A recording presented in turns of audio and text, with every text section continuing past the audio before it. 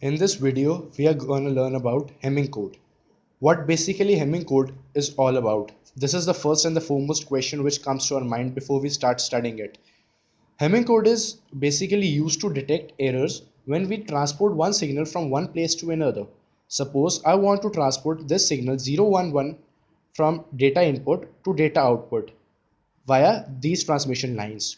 So there may be a possibility that one of these bits change. Suppose I have at my output 0, 1, 0. This bit has changed because of some noise or distortion of the signal. So hemming code basically tells us that is there any distortion in the output, that whether it is equal to input or not, and tells us if there is some change on which bit the change has occurred. We may have used parity generator and checker for detecting the error, but they have certain drawbacks. They detect only odd number of errors. They will detect only one error, three error, five errors, seven errors, and so on. And secondly, they don't tell about the bit on which the error has occurred. And hemming code removes their drawbacks. Suppose I have a signal 011010001, and I want to transport this signal from this place to this place without any error, and if there is any error I will correct it. So for this I'll add four parity bits in it. These are additional bits, say, and the formula for these bits is 2 raised to the power n, where n will vary from 0 to 3, which means 2 raised to power 0, 2 raised to power 1, 2 raised to power 2, 2 raised to power 3, which is 1, 2, 4, and 8 are gonna be the positions on which I'm gonna enter parity bit in my input signal. So in my input signal, this I have entered parity bits which are represented by a question mark on first, second, fourth, and eighth position, followed by this signal in this. I'll write here 2 raised to power 0, 2 raised to power 1, 2, 3, which is 1, 2, 4, and 8. Now, what is this code all about which I have written? See, this is 1. So I'll start from the first bit. I'll take one bit, I'll leave one bit. I'll take one bit, I'll leave one bit. So this comes out to be question mark 0, 1, 0, 1, 0. Similarly, for second, I'll start from second, this bit. I'll take two bits and I'll leave two bits, which means the signal will be question 0, 1, 1, 1, 0. And for 2 raised to the power 2, which is 4, I'll start from the fourth bit. I'll take these 4, I'll leave these 4, followed by 1. For 2 raised to the power 3, which is 8, I'll start from the 8th bit, which is this question mark. I'll take 8 bits and leave 8 bits. This is question mark 1, 0, 0, 1. I'll leave it here as I don't have any other bits in front of it.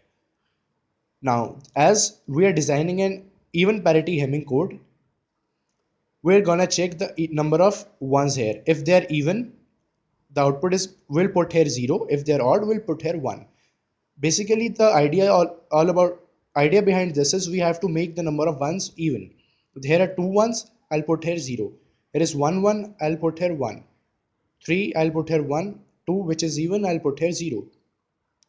What does this mean is at first, second, fourth, and eighth bit, I'll represent, I'll, I'll replace question marks by 0, 1, 1, 0. So basically this bit will be 0, this will be 1, this will be 1, and this will be 0.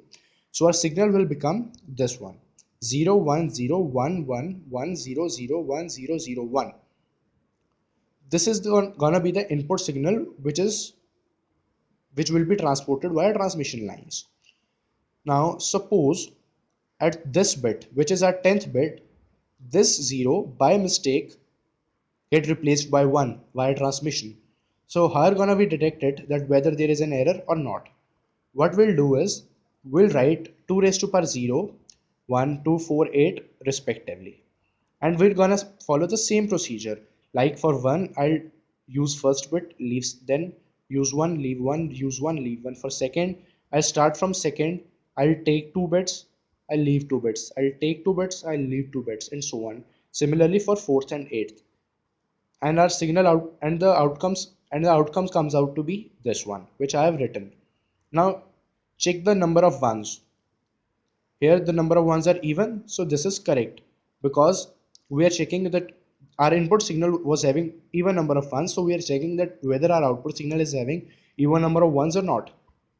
This is having odd number of ones, so this is wrong. This is even, so this is correct. This is odd, so this is wrong. So basically second and eighth position, they have some problem with them. They are represented by cross. So what we'll do is we're gonna add the positions of the bits on which there is error. So 8 plus 2 is 10. So we are having an error on 10th bit. Let's check it.